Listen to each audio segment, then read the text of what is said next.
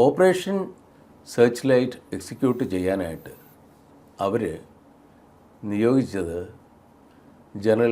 Lieutenant general ടിക്കാഖാനെയാണ്. Lieutenant general ടിക്കാഖാൻ വളരെ കുപ്രസിദ്ധനായിട്ടുള്ള ഒരു ജനറലായിരുന്നു.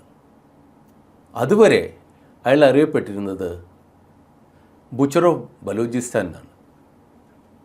അതായത് 1971 മുമ്പ് ബലൂചിസ്ഥാനിൽ പ്രശ്നങ്ങളുണ്ടായപ്പോൾ അവിടുത്തെ ആ പ്രശ്നം, മൈൻഡ് യു, അന്ന് അതായത് 1971 ടിക്കാഖാൻ അവിടെ ഇൻ്റർഫിയർ ചെയ്യുന്ന സമയത്ത് Balochistan was A independent state. അത് പാകിസ്ഥാൻ്റെ ഭാഗമായിരുന്നില്ല. അങ്ങനെ അവർ പിന്നെ അവരുടെ ഗവൺമെൻറ്റൊക്കെ ഫോം ചെയ്യണമെന്നൊക്കെ പറഞ്ഞു പിടിച്ചപ്പോഴാണ് പിന്നെ പാകിസ്ഥാൻ ഇതിൻ്റെ ഒരു ഭാഗമായിട്ട് ഇങ്ങനെ വിട്ടുപോകുമെന്ന് വിചാരിച്ചപ്പോഴാണ് ഈ ടിക്കാഖാനെ അവിടെ എംപ്ലോയ് ചെയ്തത്. അപ്പോൾ ടിക്കാഖാൻ വാസ് എ ഗ്രേറ്റ് സക്സസ്. അങ്ങനെ ടിക്കാഖാനെയാണ് ഈ ഓപ്പറേഷൻ സെർച്ച് ലൈറ്റ് എക്സിക്യൂട്ട് ചെയ്യാനായിട്ട് ഈസ്റ്റ് പാകിസ്ഥാനിലേക്ക് പറഞ്ഞയച്ചത്. മാർച്ച് മാസം 25 മുമ്പ്, അതായത് 22-ാം തീയതി യാഹ്യ ഖാൻ ഈസ്റ്റ് പാകിസ്ഥാനിലേക്ക് ഒരു ട്രിപ്പ് നടത്തി. അവിടെ പോയിട്ട് വേണ്ട ഇൻസ്ട്രക്ഷൻസൊക്കെ കൊടുത്തു. മാർച്ച് മാസം 25-ാം തീയതി രാത്രി ഏറ്റവും ആദ്യമായിട്ട് വെസ്റ്റ് പാകിസ്ഥാൻ ആർമി ഡാക്ക യൂണിവേഴ്സിറ്റിയിൽ പ്രവേശിക്കുകയാണ്.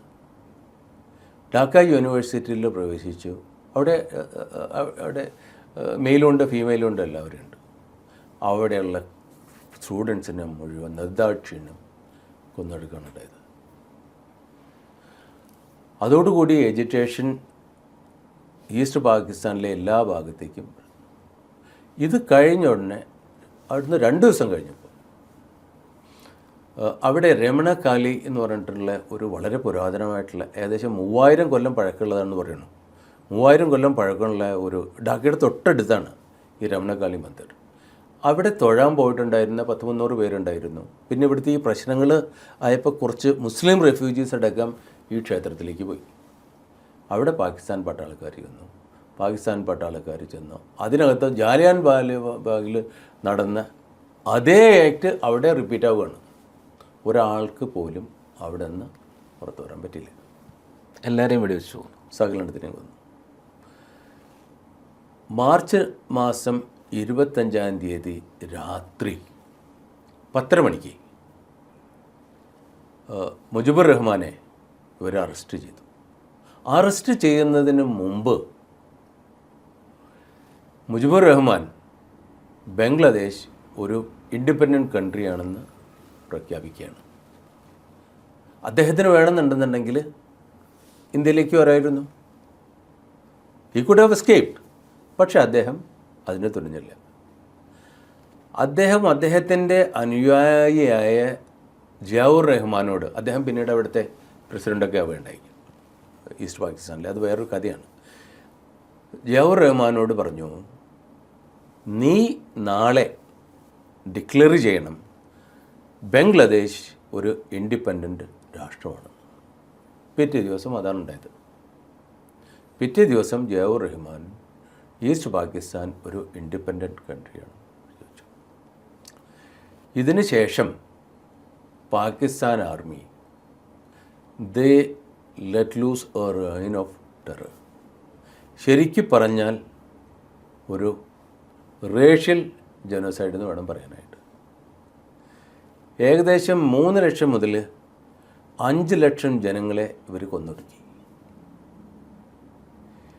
3 ലക്ഷം മുതൽ 7 ലക്ഷം സ്ത്രീകളെ ക്രൂരമായിട്ട് പീഡിപ്പിച്ചു.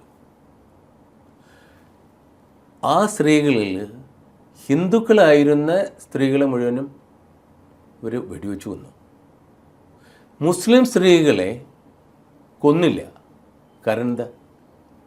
ഇനി അവരിൽ നിന്നുണ്ടാവുന്ന കുട്ടികൾ, അവരിൽ പാകിസ്ഥാൻ ബ്ലഡ് ഉണ്ടാവുകയും പാകിസ്ഥാൻ്റെ ജീൻസ് അവരിൽ ഉണ്ടാവുകയും അതുവഴി പാകിസ്ഥാനെ സപ്പോർട്ട് ചെയ്യുന്ന ഒരു പുതിയ ജനത ഉണ്ടാവുമെന്നുള്ള ഒരു നിഗമനത്തിലാണ് ഇവർ ഈ മുസ്ലിം സ്ത്രീകളെ.